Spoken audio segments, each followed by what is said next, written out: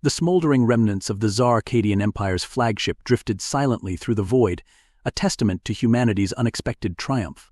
Admiral Thorne Ironside stood on the bridge of the U.S. Defiant, his weathered face illuminated by the flickering emergency lights.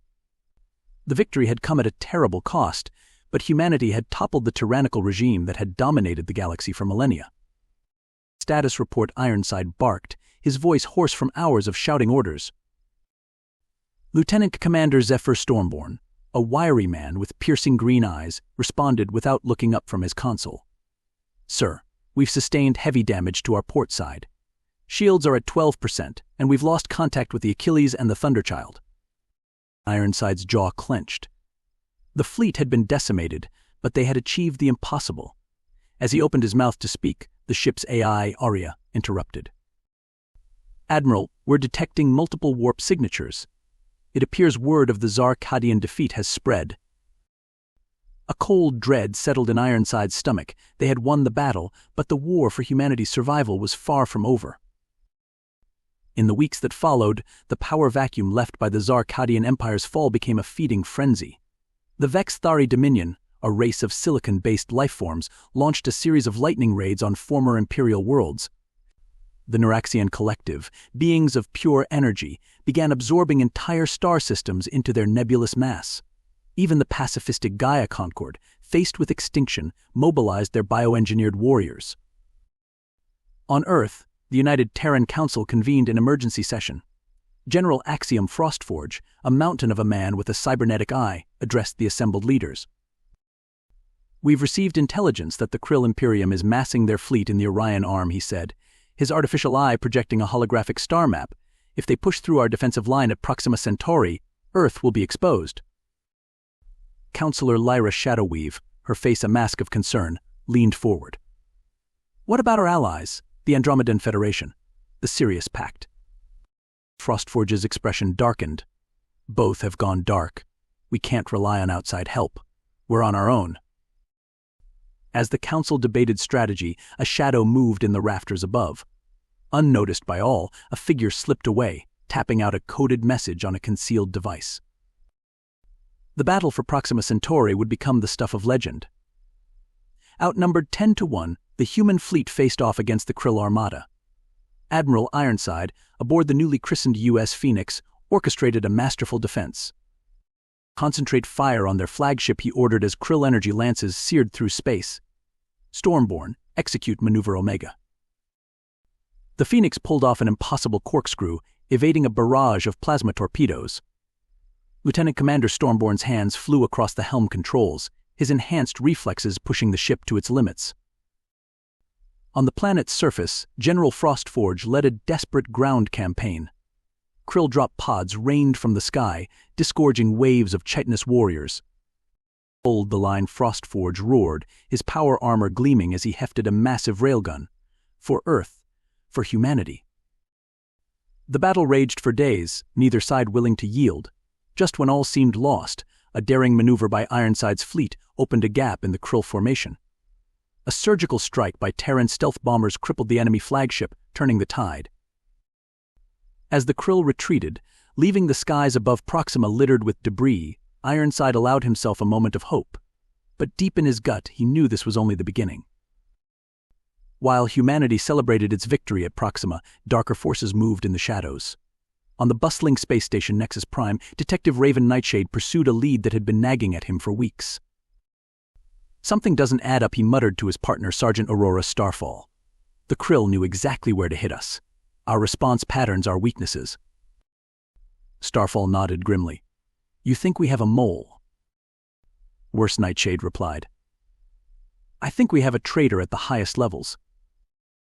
Their investigation led them through the station's underbelly, a maze of neon-lit corridors and seedy bars.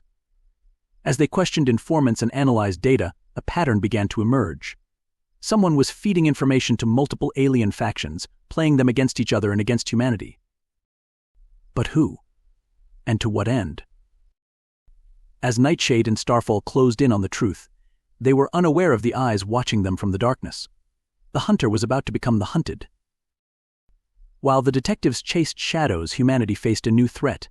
The Neuraxian Collective, emboldened by their recent conquests, set their sights on the Sol system itself. Admiral Ironside found himself outmatched and outmaneuvered. The Neuraxians, beings of pure energy, could possess and control entire fleets with a thought. As system after system fell, Earth's defenses were pushed to the breaking point. In a desperate bid to turn the tide, Ironside proposed a radical plan. "We need to strike at their core consciousness," he told the United Terran Council. "A small team, our best and brightest, to infiltrate their central nexus." The mission was a suicide run, and everyone knew it. But with no other options, the Council approved. Ironside hand-picked his team: the brilliant tactician Zephyr Stormborn, the indomitable soldier Axiom Frostforge, and the enigmatic scientist Dr.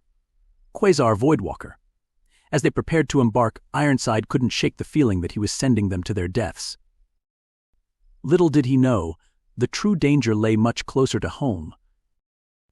As the strike team departed for Neuraxian space, Detective Nightshade's investigation reached a critical juncture. A trail of encrypted communications led him to a startling conclusion: the traitor was none other than Counselor Shadowweave herself. Racing against time, Nightshade and Starfall fought their way through layers of security and deception. They uncovered a vast conspiracy, with tendrils reaching into every major alien faction. But Shadowweave was always one step ahead. As they closed in, she activated her failsafe, a hidden fleet of automated warships, primed to strike at Earth's heart. The fate of humanity now rested on a knife's edge. Could Nightshade expose the betrayal in time? And even if he did, would it be enough to save Earth from annihilation? The mission to infiltrate the Neuraxian Central Nexus was a descent into madness. Stormborn, Frostforge, and Voidwalker found themselves in a realm beyond human comprehension, where thought and reality blurred. Frostforge's military training proved useless against enemies that existed as pure energy. Stormborn's tactical genius struggled to navigate a battlefield that defied the laws of physics. Only Voidwalker, with his esoteric knowledge of quantum mechanics, seemed at home in this impossible space. As they pushed deeper into the Neuraxian consciousness, they encountered echoes of countless absorbed civilizations. The weight of billions of years of history threatened to overwhelm their sanity. But they pressed on, knowing that failure meant the end of everything they held dear. Back on Earth, chaos reigned. Shadowweave's betrayal had been exposed, but not before her hidden fleet launched its attack. The skies above every major city burned as energy weapons rained death from above. Admiral Ironside, caught off guard and with most of his forces committed to the Neuraxian front, scrambled to mount a defense. The remaining ships of the Terran fleet fought valiantly, but they were hopelessly outnumbered. In the streets below, civilians huddled in makeshift shelters as buildings crumbled around them. The dream of galactic prominence that humanity had fought so hard for seemed to be slipping away. As all seemed lost, a transmission crackled through on all frequencies. It was Stormborn's voice, distorted and barely recognizable. "We've done it. The Neuraxian core. Destabilized. They're withdrawing from all fronts. Hold on, Earth. Help is coming." The next hours were a blur of desperate action. With the Neuraxians in retreat, Ironside was able to turn his full attention to Shadowweave's rogue fleet. In a series of lightning-fast engagements, he used every trick and tactic he had ever learned to slowly turn the tide. Just when victory seemed within reach, disaster struck. A lucky hit from an enemy cruiser breached the Phoenix's reactor. As alarms blared and systems failed, Ironside made the ultimate sacrifice. He stayed behind to manually pilot the dying ship on a collision course with the enemy flagship, buying time for the rest of the fleet to regroup. The explosion lit up the sky over Earth, visible even from the ground. In that moment, humanity found its second wind.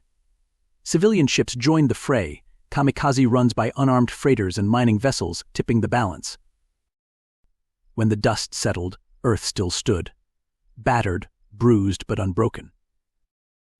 In the aftermath of the battle, humanity found itself in a position few could have imagined mere months ago. The major alien powers, exhausted by conflict and shaken by the Neuraxian withdrawal, sued for peace. The United Terran Council, reformed and chastened by Shadowweave's betrayal, took its place as a major galactic power. But the cost had been enormous. Billions dead, worlds in ruins, and the specter of future conflict looming on the horizon. As the heroes of the war were laid to rest and a tentative peace took hold, Detective Nightshade stood on a balcony overlooking the rebuilding efforts in New Geneva. Sergeant Starfall joined him, her expression thoughtful. "Do you think it's over?" she asked. Nightshade shook his head. "No, this is just the beginning. But whatever comes next, we'll face it together. As a species, as a civilization." He turned his gaze to the stars, where the first ships of a new Terran exploration fleet were preparing to depart. Humanity had claimed its place in the galaxy. Now, they had to prove they deserved it. The journey ahead would be long and fraught with danger, but for the first time in a long while there was hope, and sometimes hope was enough.